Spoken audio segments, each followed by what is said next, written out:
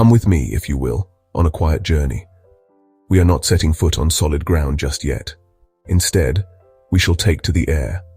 We will drift gently, carried by the morning breeze. Our vantage point is high above a city nestled in the heart of Africa. This is Kigali, the capital of Rwanda. It is a place of remarkable tranquility and surprising beauty. From this height, the world below takes on a different form. The sounds of daily life fade into a soft hum. The complexities of the ground melt away into simple, elegant patterns. Let us leave the world behind for a moment and simply float, observe, and appreciate the view. Our ascent is slow and graceful. It is like a leaf being lifted by a warm-up draft. The ground peels away, revealing more and more of the landscape. Here, suspended between earth and sky, we find a unique perspective. It is a view that speaks not in words, but in colors and shapes. As we continue our gentle climb, the full scale of Kigali begins to reveal itself. It is not a city laid out on a flat plain, a simple grid of streets and squares. No, this is something far more organic, more fluid. The city drapes itself over the landscape like a soft blanket. The neighborhoods are not confined by straight lines. They are nestled in the saddles between hills or spread along the gentle slopes. It is a city that has grown in partnership with its environment, not in defiance of it. We can see the central business district, a cluster of modern, taller buildings glinting in the sun. They stand as a testament to the city's progress and ambition. Yet they do not dominate the skyline. They are balanced by the vast green spaces that surround them. The colors are what one notices first. The deep, rich green of the hills is the dominant shade. It is a spectrum of greens, from the dark, glossy leaves of mango trees to the lighter, feathery tops of the eucalyptus. Dotted amongst this sea of green are the rooftops. Most are made of corrugated metal, and they reflect the light in 1,000 different ways. They look like confetti scattered across the landscape. Rwanda is famously known as the land of 1,000 hills. And from our aerial perch, it is easy to understand why. The name is not a mere poetic flourish. It is a literal description of the geography that stretches out before us. As we drift higher, the hills roll away to the horizon in every direction. They are like waves on a vast green ocean, frozen in time. Each hill has its own unique shape and character. Some are steep and sharply defined, while others are soft and rounded, their slopes gentle and inviting. They overlap one another, creating layers of color that fade into a hazy blue in the far distance. On the slopes of some hills, we can see the distinct terracing. These are small-scale farms carved into the land with immense care. They look like giant curved steps leading up the side of the hill. This is a traditional and ingenious way to cultivate crops on steep terrain, preventing soil erosion and making the most of every available piece of land. The valleys between the hills are just as important as the hills themselves. They are often filled with lush wetlands, rich with biodiversity. From up here they appear as dark green ribbons, snaking their way through the city. These marshlands act as the city's lungs, cleaning the air and managing water. The city has made a conscious effort to protect these areas, understanding their crucial role in maintaining the ecological balance. Let us draw our attention closer to the ground, to the very colors that make up this magnificent view. The palette of Kigali from the air is simple, yet incredibly rich. It is dominated by two primary colors, the vibrant green of its vegetation and the deep, warm red of its soil. This red earth is iconic of this part of Africa. The green, of course, is everywhere. It is a testament to the region's fertile volcanic soil and its generous rainfall. There are countless shades, textures, and forms. This abundance of plant life is not confined to parks or nature reserves. It is woven into the very fabric of the city's neighborhoods. Almost every home seems to have its own small garden, a personal patch of green. This interplay between red earth and green life creates a beautiful, intricate tapestry. The roads, many of which are unpaved, appear as reddish-brown ribbons winding through the green. Nature provides the soft, flowing curves of the hills and the organic spread of the forests.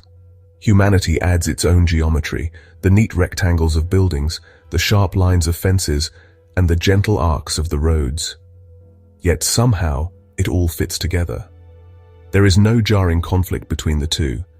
It is as if the city has grown slowly, thoughtfully, finding its place within the existing patterns of the land. This visual harmony speaks volumes about the character of Kigali.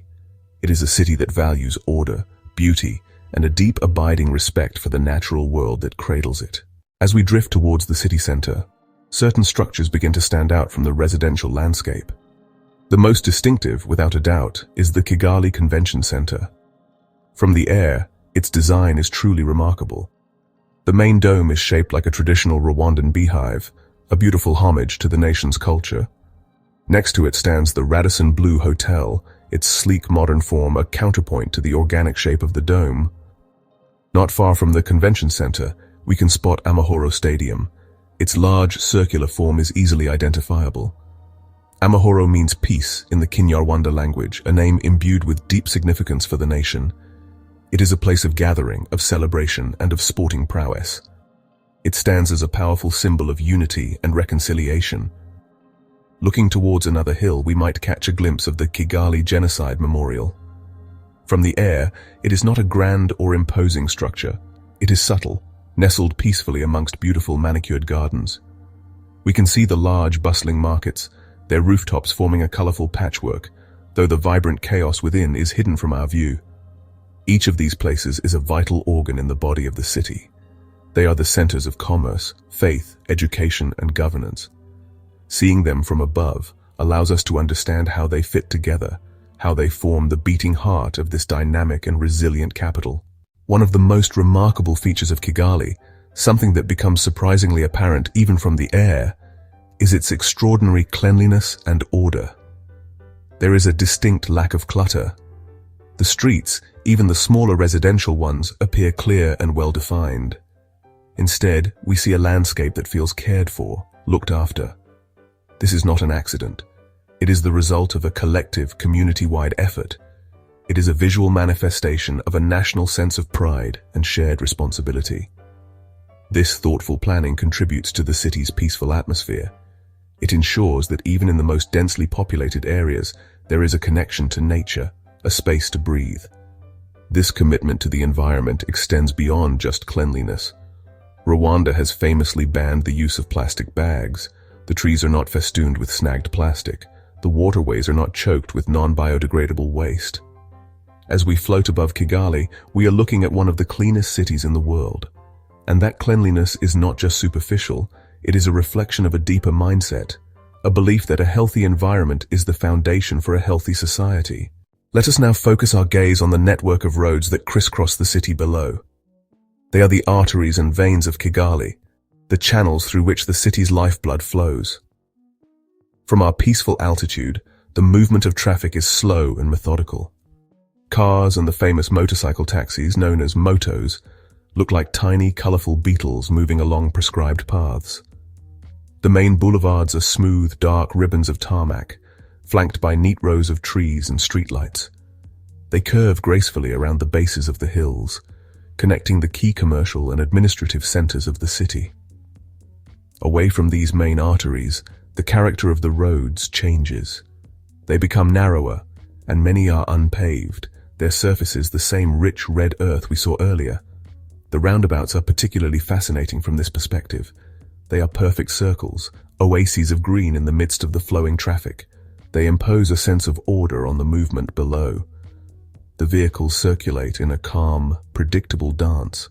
There is an absence of the frantic honking and chaotic jostling that characterizes traffic in so many other capitals.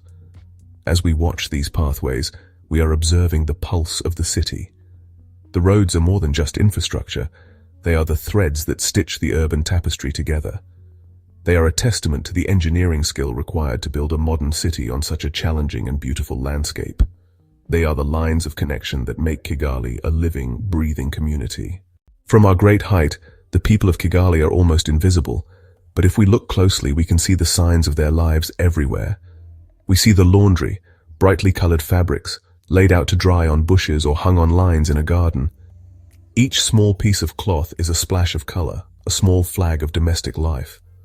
We can make out the outlines of schoolyards, empty now, but it is easy to imagine them filled with the energy and laughter of children. In the gardens and small plots of land beside the houses, we can see the evidence of cultivation. The neat rows of maize, the leafy mounds of sweet potato vines, the tall stalks of sorghum. Occasionally, we might spot a small group of people walking along a path, their forms tiny and indistinct. Perhaps they are on their way to a market, or visiting friends in a neighboring community.